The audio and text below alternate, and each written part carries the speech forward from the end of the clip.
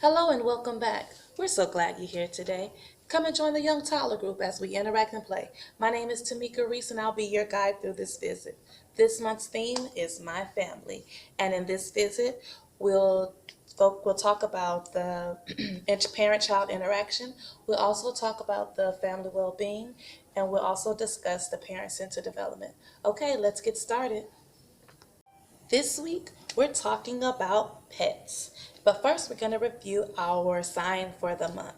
So, this month, we're talking about family. So, our sign for the family is family. Can you do it with me? Family. So, remember, sign language is a way for you to help your child with another form of communication. So, let's try it one more time.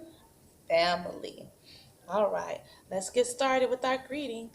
Everyone's here today. Everyone's here today. We are so happy that everyone's here today. And remember, we're going to insert all the names of the people that are in the room with you doing the activity. So I'm Miss Tamika. So I'm going to say, Miss Tamika's here today. Miss Tamika's here today. We are so happy that Miss Tamika's here today. Hooray! All right, let's get started. So we're going to talk about pets. Ooh, and look at our picture. These are different types of pets in people's homes. Do you have a pet? I have a pet. I actually have a betta fish, and but we can look at these pictures, and we have look. There's a hamster. Oh, look at this. Look, there's a turtle. We have a guinea pig, and look, this is a hermit crab. Wow. Let's see what else other kind of pets people might have in their homes. Look at these pictures. Wow, what do you have here? There's a fish, like Miss Tamika. I have a fish, a betta fish. And here we have a cat. Oh, wow, look at that cat. It's a beautiful cat. Look, this one is it's a dog. And then right down here we have a bird or parakeet. Wow. There are so many different pets. So every family is different and unique. And some families have pets and some families don't have pets. Here I also have some different pets. So this is a cat. Can you tell me what sound a cat makes? The cat says meow. And then we have a hamster. Wow. And we also have a goldfish.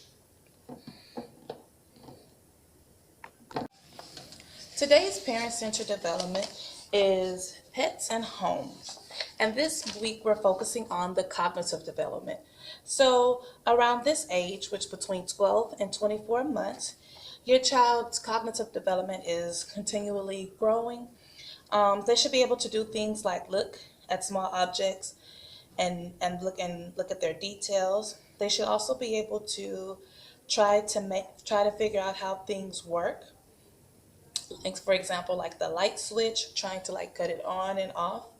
Also, they should begin to remember where hidden objects are, or things like your remote. If you have your TV remote on the coffee table all the time, like if they're looking for the remote, they should be able to like remember that, oh yeah, this is where our TV remote goes, and go to that spot. Or maybe their favorite blankie, when you fold it up, you put it on their bed at in a certain spot.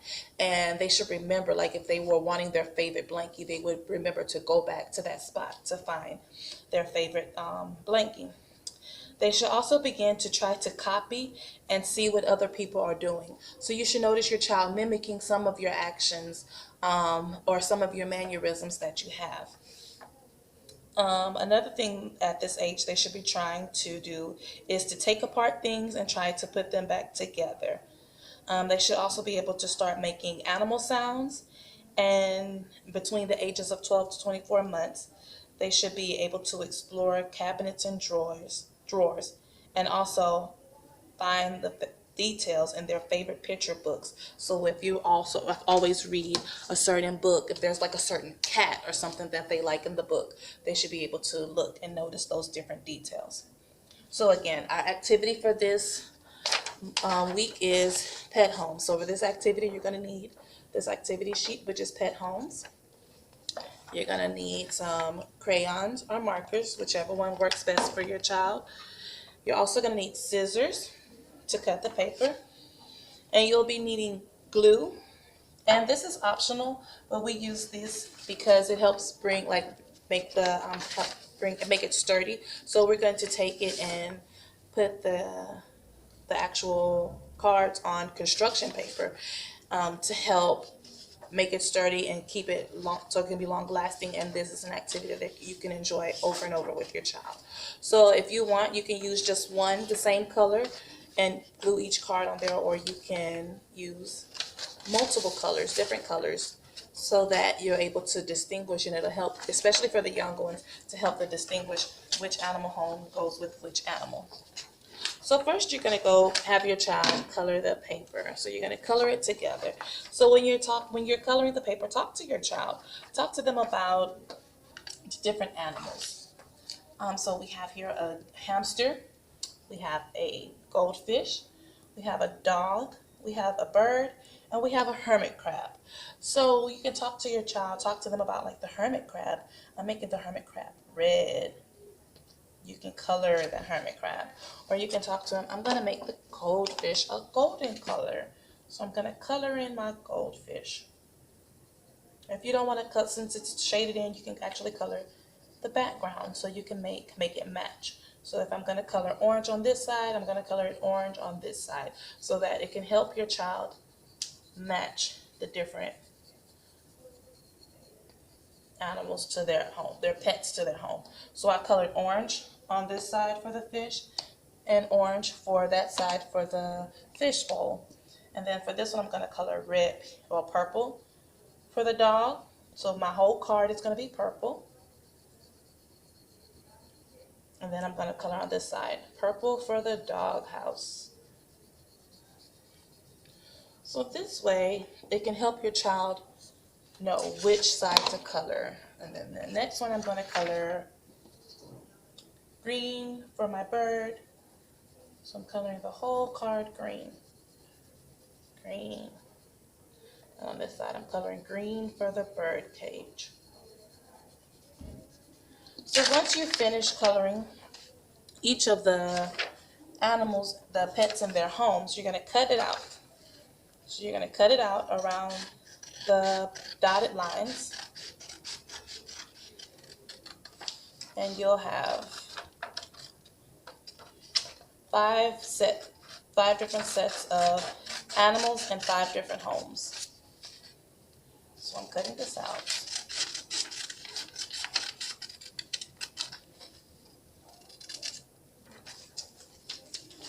So here I have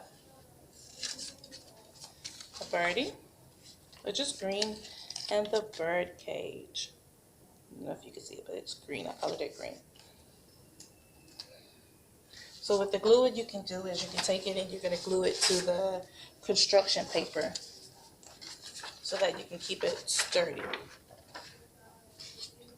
So with you and your child, you're going to take them and you're going to explore the different animals.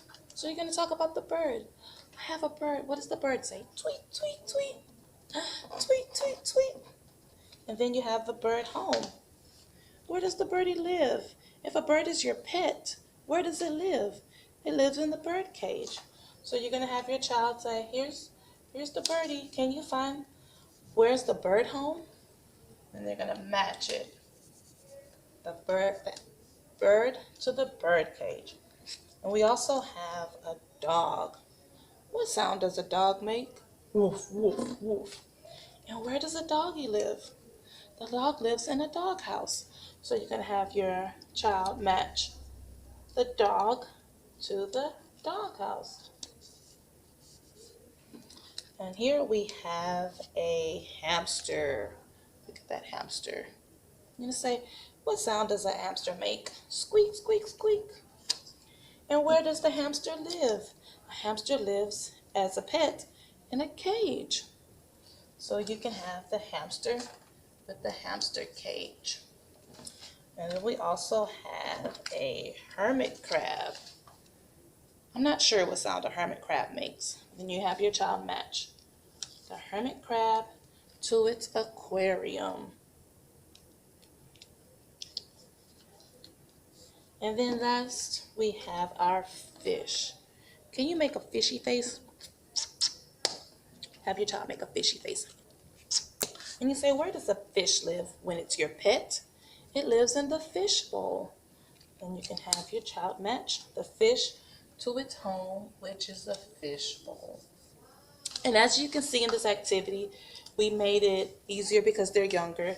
We color coordinated so that it'll help them autocorrect. And you make sure you also talk to them about the different homes that the pets have. So we have the bird, and there's the dog, we have the hamster, the hermit crab, and the fish. I hope you and your child enjoy this activity. Let's talk about our parent-centered development. This week's parent-centered development is supporting your child's temperament. Because your child's temperament is inherited, it stays with them over time. But culture and your role as a parent helps shape your child's response to the world. Individual traits make up your child's temperament style. Their style can be easy, spirited, or slow to warm up. So if your child has a high activity level, they tend to burn a lot of energy, they tend to move a lot, and get restless when sitting for a long period of time. So to help this child with that type of temperament, you can provide opportunities that allow your child to move about freely or create a large, safe play environment for them so that they're able to move around and help them exude that energy. Then you have some that are low activity level. So these children typically are calm and they play calmly, usually to themselves. So to help a child that's calm, you can help encourage them by not forcing them to be more active and limiting their TV and screen time because they're going to have that sedentary style of interaction. Then you have your child that's typically goes about their regular daily patterns. So they're more like consistent with their eating and sleeping patterns.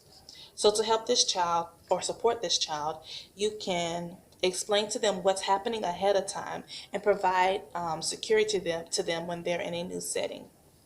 And then you have the child that's like has a flexible pattern. So this child, his eating and sleeping routines are usually kind of unpredictable.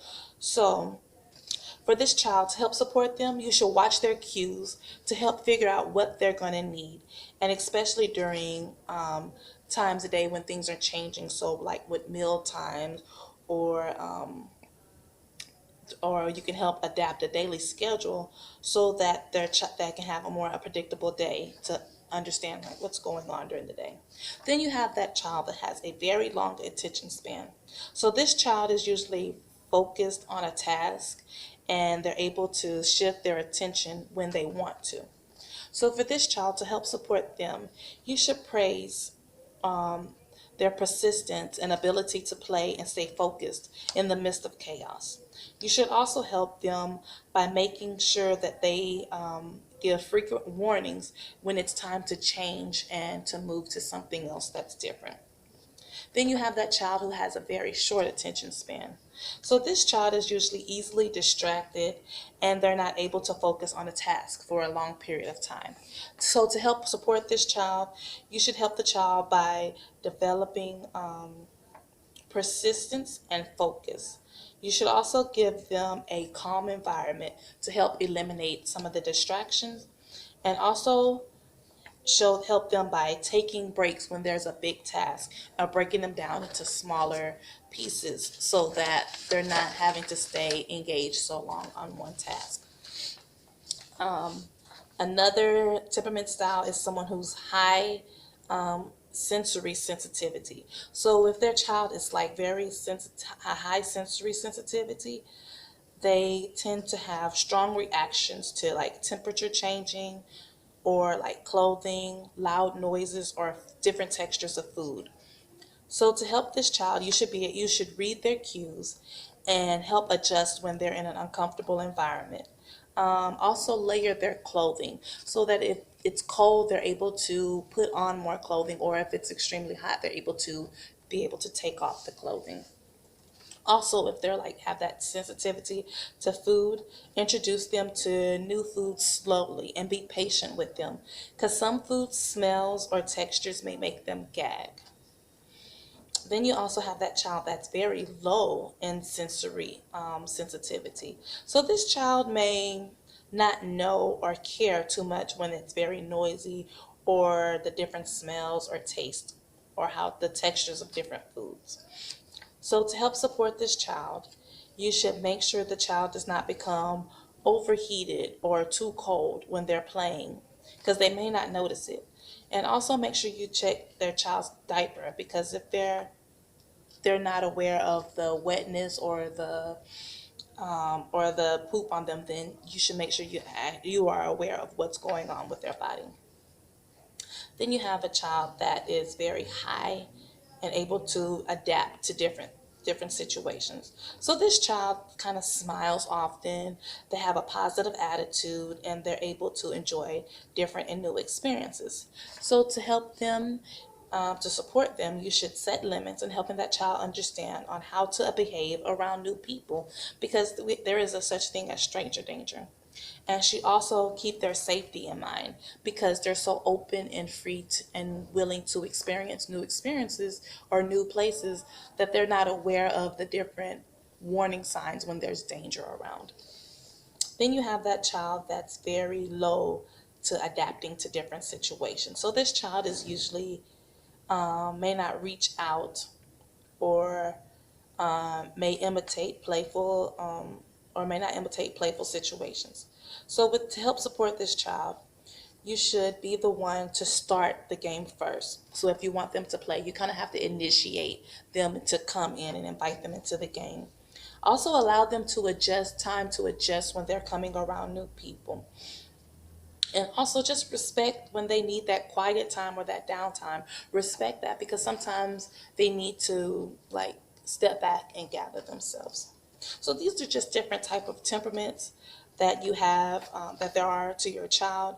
Just kind of observe your child to see what type of temperament they have so that you'll be able to better support them with their temperament. Because this is something that is a lifelong trait that they're going to have. So, and also to help you once they get older, so they'll be able to adapt and understand what triggers their moods. This week's family well-being is circle of support. So in the center, it's going to be this worksheet. So it's here for you to do. So you can either decide who's going to be in the center of your worksheet. Either it can be yourself or it can be your child. And in the center, you're going to write you or your child's name. And then going around the circle, you're going to write who are the people who support and influence you or your child. And you're going to use either a dotted line or a solid line to show the flow of energy. So if you're talking about yourself in the center, then you're going to put who supports you. So someone like your mother or your parents, they support you. You can also put a friend. You can put here like maybe like your church or your community or different cultural people in your different cultures. Or you can put here the school or your home visitor. That's another support system that you have. And then you can put the flow of energy. So if the flow of energy is positive or like they have a supportive, you're going to put a solid line. So it's from you to that person, it's going to be a solid line. Or if that's a system adds stress to your life, then you're going to put like a dotted line. And then you're also going to put the flow, how the flow of information. So is the information coming in? These people are putting information into you, or are they taking information out of you, or putting out stress towards you? So with having something like this, it could kind of let you observe and reflect on what kind of systems you have in your life. Who are the people that are there to support you and your child and your family to help you become a better you? I want to thank you for taking the time out to view this video with me. I have a few reminders. about some upcoming events. On October 20th, we're going to have our fatherhood support group. It'll be from 6:30 to 7:30. You can get more information from your home visitor if you're interested, if your father figure of your child is interested in being a part of the support group. They do have to register. It'll be via Zoom. So it'll be a Zoom meeting. And we're also getting ready to start our first sessions of our parenting classes. So the first sessions are going to be called Love Notes. It'll be in English on October 29th, and in Spanish, it'll be on October 30th. Also, contact your home visitor to get more information. There'll be flyers going out so they can give you that information to be involved in some of our parenting meetings. Thank you and have a wonderful week.